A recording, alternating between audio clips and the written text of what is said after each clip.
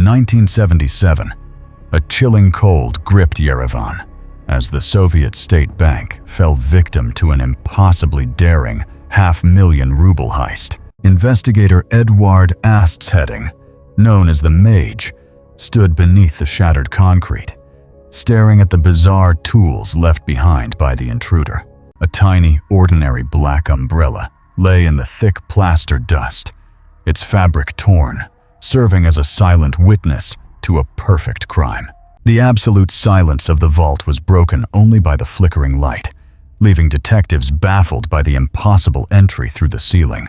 How did a human body squeeze through a 34-centimeter gap directly above the heavily guarded military post on the ground floor? In the heart of Moscow, the shadow of the vast Soviet Union loomed as state security realized this heist could fund underground political networks.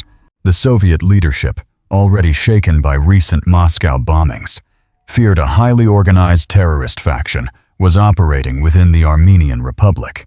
At the local headquarters, investigators piled thick files on local gymnasts, acrobats, and small-statured criminals, searching for someone who could perform such feats. The pressure from Moscow was relentless, demanding immediate answers as the stolen banknotes threatened the stability of the entire state economy.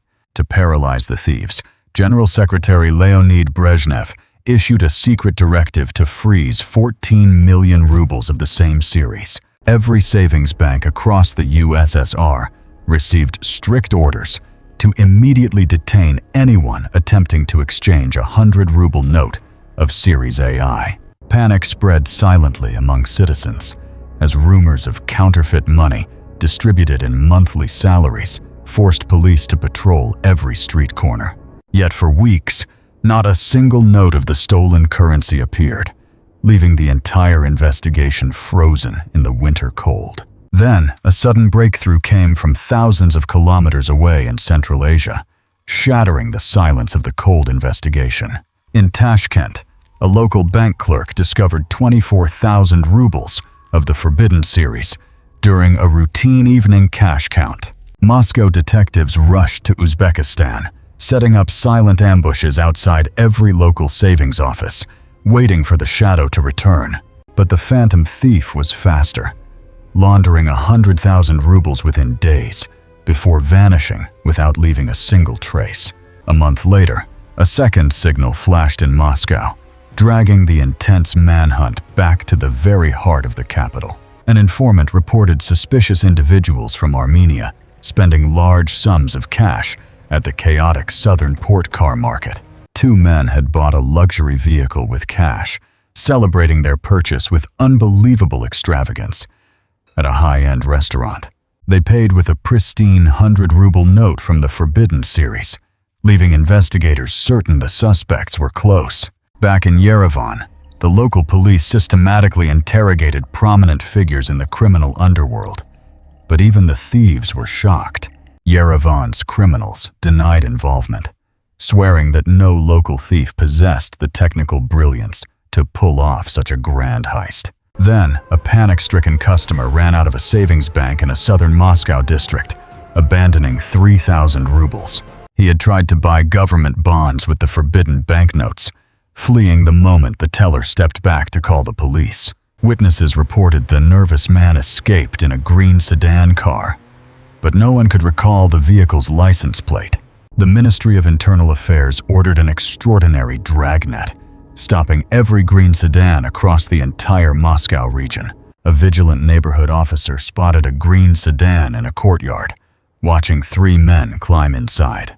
The landlord of a nearby apartment revealed she rented her room to two brothers from Armenia who had just left. With a clever trap set by local investigators, detectives waited in absolute silence inside the rented apartment for the prey to return. Outside the old apartment block, Soviet agents stood motionless in the freezing wind, securing every narrow escape route in absolute silence. The ticking of a small mechanical watch on an officer's wrist was the only sound cutting through the dense, heavy winter air. Suddenly, a shadow flickered at the far end of the dim corridor as a tall man approached the trap without hesitation. As Felix Kalachyan crossed the threshold, the hidden neighborhood officer stepped out from the shadows, blockading his only path to safety. In a sudden surge of adrenaline, the cornered suspect violently shoved the officer aside and lunged directly toward the open window. With athletic precision, Felix leaped from the high window, plummeting into the snowy courtyard below, where a backup team lay waiting. Before his boots even touched the solid ice, heavily armed operatives swarmed from the darkness, slamming the fugitive onto the frozen ground.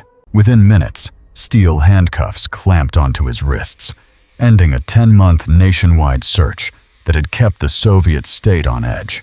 Hours later, Nikolai Kalachyan was captured without a fight, found resting inside a nearby apartment, completely unaware of his brother's arrest. Under tight security, the suspects were transported to an isolated interrogation facility, their silent defiance filling the cold, cramped military vehicle. Inside the quiet studio, the map of the Soviet Union remains, a silent witness to a massive network of secret bank vaults. Investigator Ast's heading faced the suspects inside the interrogation room, laying out the heavy steel tools recovered from the vault's concrete floor. The brothers remained absolutely silent, staring blankly ahead as the cold white light of the single bulb illuminated their pale figures. But the mage knew every man had a breaking point, especially when presented with undeniable physical evidence of their impossible entry. To break the suffocating silence, the investigator began reading from a thick file detailing Nikolai's dark and troubled childhood in Armenia. With a terminally ill father and a family struggling in deep poverty, young Nikolai had learned to rely entirely on himself. At the tender age of 10, Nikolai fled his home, seeking shelter among nomadic groups while surviving on small thefts. He worked as a garbage collector and spent hungry nights in abandoned buildings, growing to despise his miserable, impoverished existence. As the years passed, a burning desire to escape this misery consumed him, planning to buy a completely different life with millions. Nikolai possessed a rare and dangerous charm, a natural talent to manipulate others and lead them into dark criminal enterprises. In Yerevan, many buildings were constructed of volcanic tuff, a porous stone easily carved with basic hand tools by determined thieves. Nikolai realized that locks were obsolete when one could simply carve directly through the soft, red volcanic stone of any building. Under his strict leadership, a gang of local boys successfully tunneled into a neighborhood savings bank, stealing several thousand rubles. But the stolen money vanished within days, leaving Nikolai in a deeper state of depression and craving an even larger target.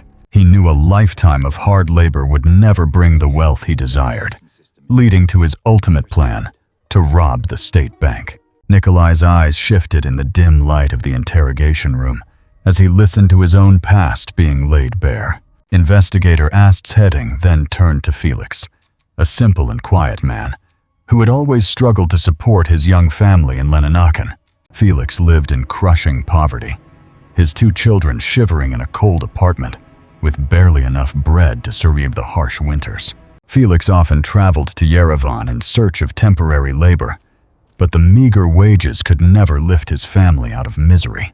It was this desperate love for his children that made Felix vulnerable to Nikolai's grand promises of a golden future. Inside the cold cell, Nikolai's silent compliance finally broke as he began explaining the origin of their highly complex criminal conspiracy. It began on a freezing evening in Yerevan when Nikolai presented Felix with a seemingly simple plan to rob a small store. Felix, desperate to feed his freezing children, listened intently to his brother's charismatic voice, ignoring the severe risks of his proposal. Nikolai pointed to a massive brick building across the street, a local radio store packed with expensive, highly sought-after tape recorders. Under the cover of a dense midnight fog, the brothers approached the rear wall of the shop with heavy iron tools. Felix used his incredible physical strength to slowly chisel a hole through the soft, porous, volcanic tuff wall of the building. After hours of exhausting work, they managed to remove several large stones, creating a gap just wide enough to slide inside. Inside the pitch-black store, Felix carefully loaded several heavy cardboard boxes containing pristine Soviet tape recorders onto a small wooden handcart. The brothers covered the stolen cargo with dirty canvas sacks, stepping back onto the wet, silent streets of the sleeping city. Suddenly, the quiet morning air was shattered by the deep, rumbling engine of a Soviet military patrol vehicle approaching them. A grim patrol officer stepped out of the vehicle, his boots crunching on the wet gravel as he demanded to search the cart. In a split second of immense panic, Felix calmly claimed he was collecting leftover bread on behalf of the local youth committee. With incredible audacity, Felix even asked the suspicious officer to help push the heavy cart uphill, disarming his growing doubts entirely. The officer laughed, patted his shoulder, and drove away, leaving the brothers free to transport their illegal cargo to safety. To their surprise, the police never investigated the break-in. The store's director had been selling illegal, unregistered black market recorders. They sold the entire haul for 15,000 rubles, an astronomical sum that immediately corrupted Nikolai's perception of easy money. The easy success intoxicated the brothers as they spent the entire fortune on expensive restaurant dinners, luxury clothing, and endless travels. In the dimly lit dining halls, Nikolai would casually light his high-end cigarettes with burning 100-ruble notes to impress wealthy socialites. This extravagant display of wealth only intensified his deep greed, leading him to realize that 15,000 was merely a drop. It was during this peak of arrogance that Nikolai met Zavin Bagdasarian, a young bank employee with a quiet, dangerous secret. Zavin worked on the Economic Commission, gaining daily access to the main vault, where millions of state funds sat completely unprotected. Over endless glasses of strong cognac in Yerevan's underground bars, the plan to rob the state bank slowly took shape.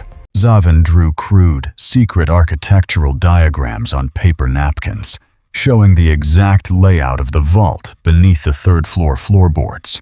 He revealed that the vault's concrete ceiling was the only weak point, completely bypassing the heavily armed guards on the ground floor.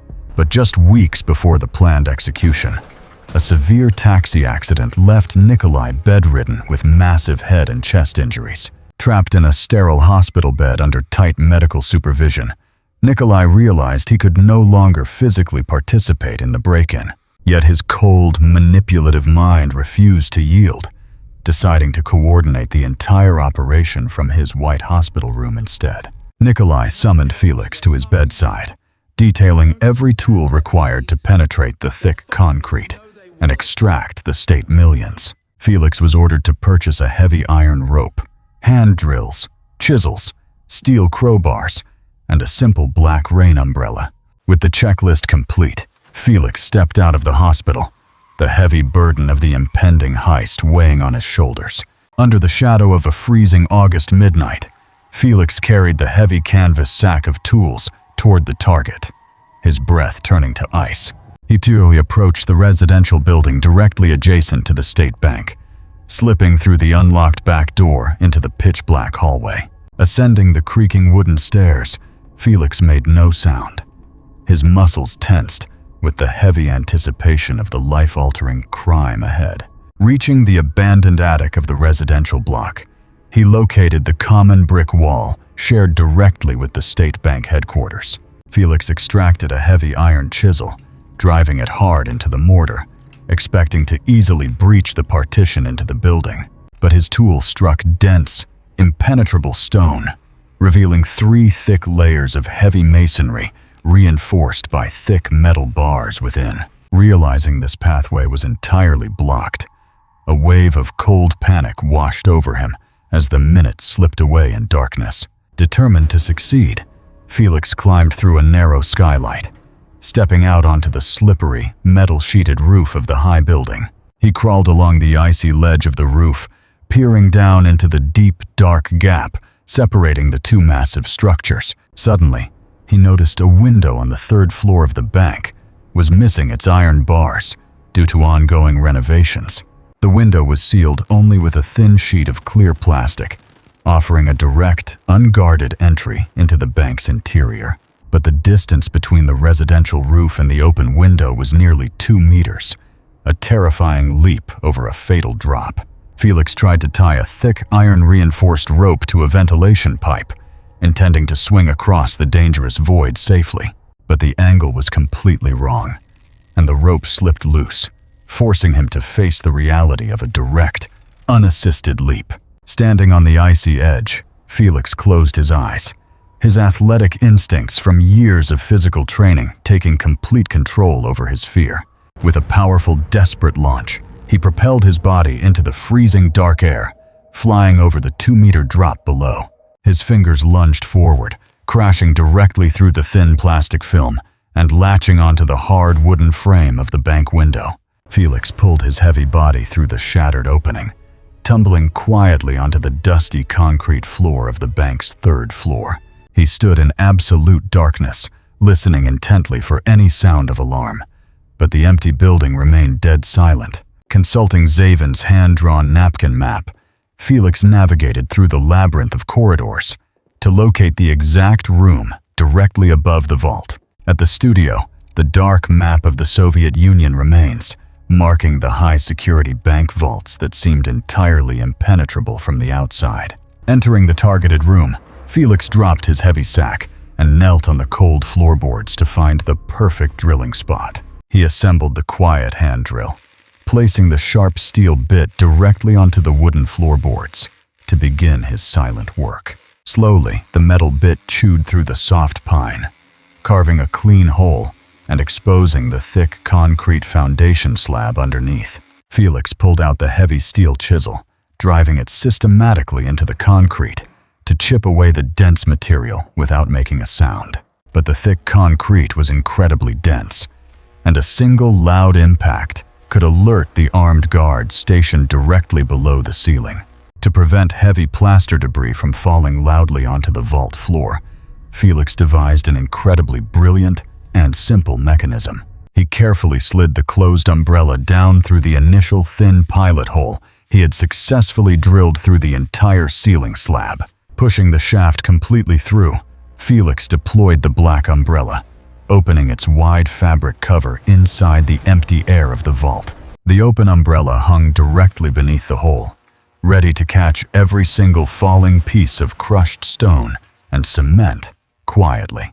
With the protective black umbrella deployed securely underneath, Felix prepared the heavy iron hammer and steel chisel for the final breakthrough. He positioned the sharp chisel edge into the deep grooves, raising the hammer high to strike the final decisive blow through concrete. The heavy blow descended with absolute power, splitting the remaining layer of solid concrete and creating a dark, jagged void into the vault. In the vault below, every single piece of heavy debris fell directly into the open black fabric of the suspended umbrella, making no sound. Felix stared down through the newly opened hole, his gaze fixed on the endless stacks of Soviet banknotes resting quietly in the darkness.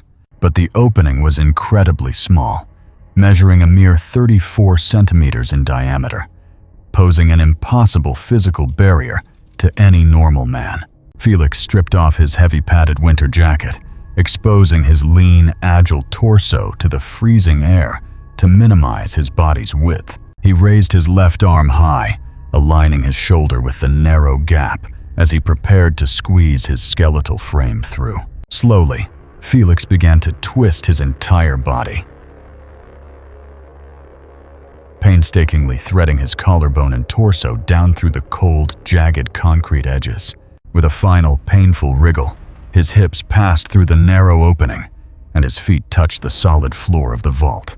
At the studio, the Tom 2 Dan Chuin turns his head toward the screen, illustrating the sheer physical impossibility of this incredible gymnastic feat. Standing in the deep shadow of the State Vault, Felix was completely surrounded by massive, towering mountains of UN-issued Soviet state money.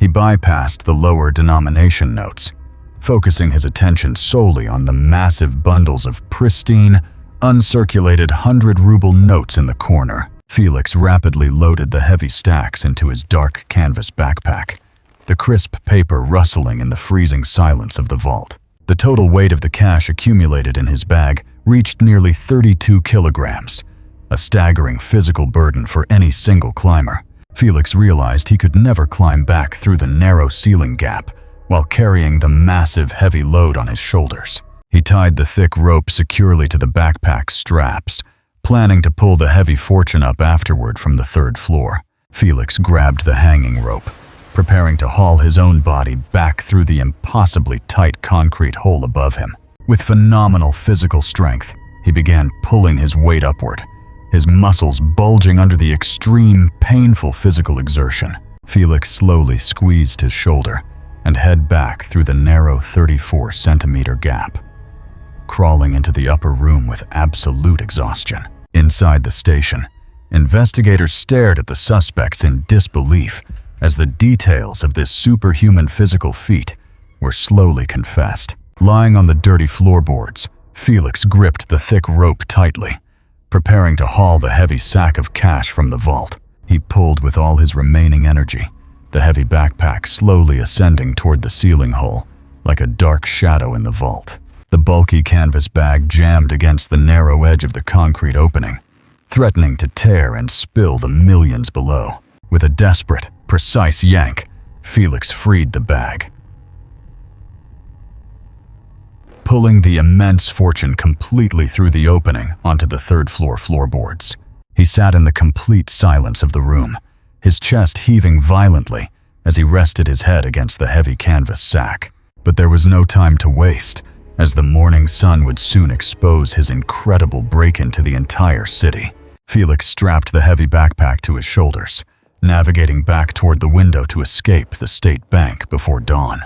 He slid through the broken opening, using the thick rope to slowly lower his body down the dark brick wall of the bank. His boots touched the wet ground of the alley, and the shadow vanished into the morning fog, carrying a massive state fortune. Safe in their temporary suburban Yerevan retreat, the brothers unloaded the massive bag of crisp notes, overwhelmed by the sheer size of their haul. Nikolai ran his hands through the sea of red bills, his ambitious mind instantly calculating how to distribute this vast state fortune. But the threat of the blocked Series AI hung heavily over them, forcing Nikolai to divide the cash into secret, isolated portions. He handed Felix exactly 100,000 rubles in cash, instructing him to transport it immediately back to their family home in Leninachen. Felix was ordered to bury the vast sum deep in the frozen ground, securing a backup fund in case of sudden arrest. Under the cover of a dark, freezing evening, Felix dug a deep hole beneath a ruined stone wall on his Leninachen property. He placed the wrapped package into the cold earth, covering his family's dark secret with heavy layers of frozen Armenian soil. With the backup fund secured, Nikolai finalized his plans to escape to the capital, dreaming of Moscow's highly sophisticated high society life. To transport the remaining 500,000 safely, Nikolai designed a heavy, customized iron metal lockbox, disguised inside an ordinary travel suitcase. He packed the vast fortune inside the heavy metal box, completely sealing the stolen wealth from any casual physical inspection. In the quiet studio, the Tom-Tu Danchuin points out how a brilliant plan can fail through the simplest human mistakes. Nikolai utilized his beautiful Moscow fiancée, Lyudmila, to act as an innocent courier, entirely unaware of the suitcase's forbidden cargo. Lyudmila was handed the heavy leather case at the busy Yerevan railway station, believing it contained merely an expensive tape recorder. Nikolai carefully observed her from a safe distance, watching intensely for any signs of Soviet transit police setting up an ambush. At the carriage door, a suspicious transit officer stopped Lyudmila, demanding she open the heavy suitcase for immediate physical inspection. Panicking, Nikolai rushed forward, intercepting the officer with a charm that masked his extreme terror, claiming the luggage was private property. He pulled a 100-ruble note from his coat pocket, offering a quiet, desperate bribe to bypass the high-security inspection entirely. The officer quietly accepted the bill, stepping aside and allowing the unsuspecting couple to board the train to Moscow, unchallenged. Arriving in Moscow, they rented a dim, quiet apartment in an old building scheduled for demolition on the outer city borders. To navigate the capital smoothly, Nikolai recruited Lyudmila's innocent brother, Vladimir Kuznetsov, a local driver seeking quick, easy financial rewards. Vladimir, working as a regular taxi driver, struggled with the newly increased transit tariffs that had completely devastated his daily income. Nikolai offered him an astronomical daily wage to act as their private chauffeur, an offer the desperate driver immediately accepted. Vladimir began driving the brothers across Moscow, entirely unaware that the massive cash transactions he facilitated utilized the highly illegal currency. Nikolai instructed Vladimir to systematically purchase high-value government bonds from multiple remote savings banks across the entire Moscow region. This highly clever strategy allowed them to convert the blocked banknotes into legal tender without triggering immediate suspicion from the state. To facilitate their high-speed travel, Nikolai decided they required a luxury personal vehicle, selecting the Yuzhny port car market. They located a pristine, expensive vehicle, negotiating a quick purchase with the private seller for 13,000 rubles in cash. The private purchase was registered under Lyudmila's name, creating a highly effective layer of legal cover to protect the stolen funds. But the millions remained a heavy burden, packed tightly inside the spare tire of the vehicle as they planned their escape to Sochi. At the studio, the Tom-2 Danchuin walks slowly behind the desk, showing the vast amounts of bonds recovered from the suspect's residence. The grand investigation was finally complete, paving the way for a cold, highly publicized trial that shook the entire Armenian Soviet Republic. Inside the majestic, high-ceilinged Supreme Courtroom, an oppressive silence hung in the air as armed guards secured every corner of the gallery. The brothers Kalachyan sat inside the iron-barred defendant's cage, their pale, featureless figures remaining perfectly still under the cold ceiling lights. Nikolai maintained a calm, almost defiant posture, while Felix kept his head bowed, his shoulders slumped under the heavy weight of regret. The chief prosecutor slowly stood up, holding a thick leather binder containing the undeniable physical evidence of the historic bank robbery. He raised Zavin Bagdasaryan's hand-drawn napkin map, exposing the highly calculated internal assistance that made the impossible heist a reality. Zavin sat on the witness bench, his head buried in his hands, as the prosecutor detailed his critical role as the informant. The prosecutor then displayed the recovered black rain umbrella, explaining how the simple device was utilized to silence the concrete demolition. The gallery, packed with ordinary citizens and bank employees, murmured in absolute disbelief at the sheer ingenuity of the criminal plan. The defense attorneys struggled to offer substantial counter-arguments, as the massive trail of spent cash left behind was entirely undeniable. Inside the quiet studio, the map reminds us that Soviet law regarding grand state theft was exceptionally harsh, offering no compromise. Under Article 93.1 of the Soviet Criminal Code, theft of state property exceeding 10,000 rubles carried the death penalty. After days of intense deliberation, the Supreme Judge slowly entered the courtroom, holding the final written verdict of the Soviet state. He adjusted his glasses, reading the cold words that sealed the ultimate fate of the two brothers who dared rob the state. The court sentenced both Nikolai and Felix Kalachyan to the highest measure of punishment, execution by a firing squad. The sentencing hit the cage like a physical blow, as Felix's wife let out a silent, heartbreaking cry from the back gallery. In his final words, Felix turned to his weeping wife, begging her to raise their young children to be good, honest people. But the fight for their lives was not completely over, as prominent public figures in Armenia began a quiet, desperate campaign for mercy. Writer Zori Balayan, deeply moved by Felix's tragic motivation to save his family, drafted a formal appeal to the Soviet leadership in Moscow, The appeal argued that the heist was entirely non-violent, as no blood was spilled and no lives were physically threatened during the break-in. At the studio, the Tamtu Danchuin walked slowly toward the camera, highlighting the delicate political balance between the local republic and Moscow. The president of the Supreme Soviet of Armenia supported the appeal, signing his name to recommend commuting the death sentences to prison terms. The urgent package was sealed and handed to a state courier, dispatched on a high-priority flight directly to the Kremlin in Moscow.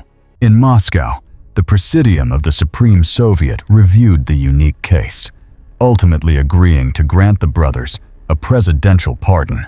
A formal pardon decree was officially signed, ordering the immediate suspension of the scheduled executions inside the Yerevan detention facility. But communication across the vast Soviet Union was highly bureaucratic, and the signed decree remained trapped in transit paperwork for hours. In Yerevan, the executioners, entirely unaware of the Moscow pardon, prepared the cold stone chamber for the final court order. The heavy wooden door opened, and the brothers were led out into the courtyard, their silent figures accepting the dark end. In the gray light of dawn, the final fin cuit was carried out, ending the lives of Nikolai and Felix Kalachyan forever. On the very next morning, the official courier arrived at the prison, holding the signed pardon decree that had come 24 hours too late.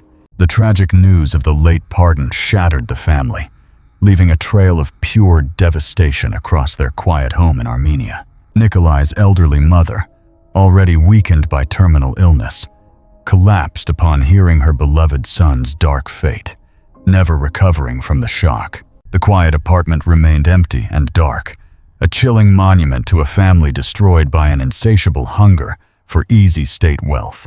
Meanwhile, Soviet investigators arrived at Felix's property in Leninakan, determined to recover the remaining 100,000 rubles hidden in the soil. An officer thrust his heavy metal shovel into the frozen earth, systematically digging beneath the ruined stone wall of the yard. The shovel struck a hard, sealed package, confirming the location of the backup fund buried by the younger brother months prior. The investigator carefully lifted the dirt-stained parcel, slicing the binding string with a sharp pocket knife to expose the state fortune. Inside the wrapped paper lay thousands of pristine 100-ruble notes, their crisp paper entirely unaffected by the freezing moisture of soil.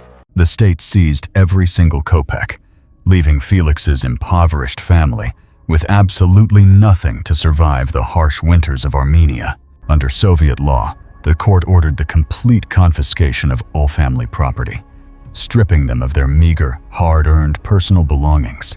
At the studio, the Tamtu Danchuin walked slowly past the desk, reflecting on the cold and merciless nature of state-enforced justice. With the primary thieves executed, the state turned its cold, administrative focus to the remaining accomplices who facilitated the massive heist. Zavan Bagdasarian, the trusted bank economic commissioner, sat in a dark, separate cell, awaiting his final severe judicial sentence. The court sentenced him to 11 years of hard labor in a high-security prison colony, stripping him of his academic degree. Zavan was transported under heavy armed guard to a remote labor camp, his comfortable, educated life destroyed by a single conspiratorial decision. For over a decade, Zavan endured the exhausting daily physical toll of hard labor, carrying heavy logs in the freezing winter wind. Even after his release, the state demanded full financial restitution, forcing him to pay back the remaining stolen funds for years. Every month, a massive portion of his meager wages was automatically deducted to slowly repay the immense debt owed to the state. The tragedy of the Kalachyan heist forced the Soviet State Bank to completely revolutionize its physical and electronic security systems forever. The old wooden floors above every vault were replaced with massive, reinforced steel plates, preventing any future drilling attempts from above. Sophisticated volumetric motion sensors and high-frequency sound detectors were installed, ensuring even the slightest vibration would instantly trigger the alarm. The era of storing millions of state funds like old magazines on open shelves had officially and abruptly come to an end. The incredible story of the perfect heist remained a closely guarded secret, slowly leaking out through rumors and local legends over decades. In this dark room, the cold reality of the case reveals how the most meticulous plans can easily disintegrate in a single second. Two brothers possessed the extraordinary intelligence and physical agility to execute the most daring and successful bank heist in Soviet history. Yet their grand ambitions were completely destroyed by simple human greed, leaving their families shattered and their lives cut tragically short. The late pardon remains a chilling reminder of a rigid, cold bureaucracy that could not move fast enough to preserve human life. In Yerevan, the memory of the perfect heist slowly faded into the winter fog, a legend of an impossible jump over concrete. The cold, heavy winter wind continues to sweep through the narrow alleys, carrying the dark whispers of Armenia's most famous crime. This was the tragic saga of the Kalachyan brothers, who successfully robbed the state, only to lose everything in the ticking of a clock.